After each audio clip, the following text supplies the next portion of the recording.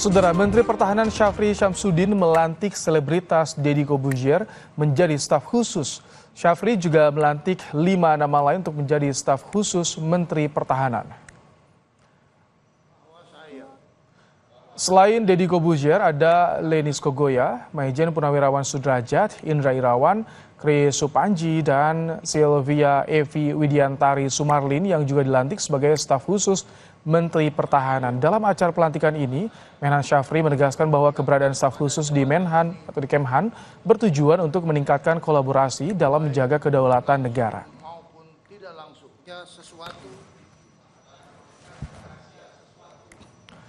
Kepala Biro Info Pertahanan Setjen Kemenhan, Brigjen Frega Wenas menyebut Deddy dipilih menjadi staf sus Kemenhan karena ahli komunikasi.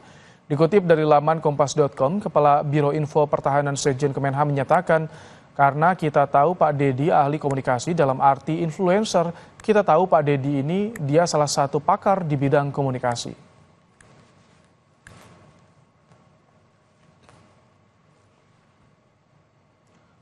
Sorotan berikutnya, Saudara, Istana membantah pemangkasan setengah anggaran milik Badan Meteorologi, Klimatologi, dan Geofisika. Pemerintah menegaskan efisiensi tak berpengaruh pada kinerja kementerian dan lembaga.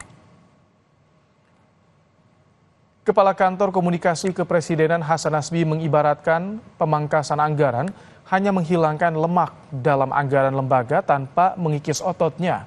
Ia memastikan mitigasi bencana sebagai bagian pelayanan publik oleh BMKG tetap berjalan optimal.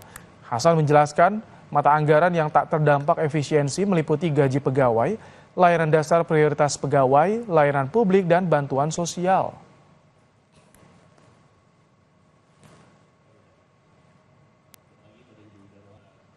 Lewat pesan tertulisnya, Kepala Kantor Komunikasi Kepresidenan Hasan Nasbi menyatakan tidak benar anggaran BMKG terkena efisiensi sebesar 50%. Silakan cek lagi ke BMKG untuk data terbaru.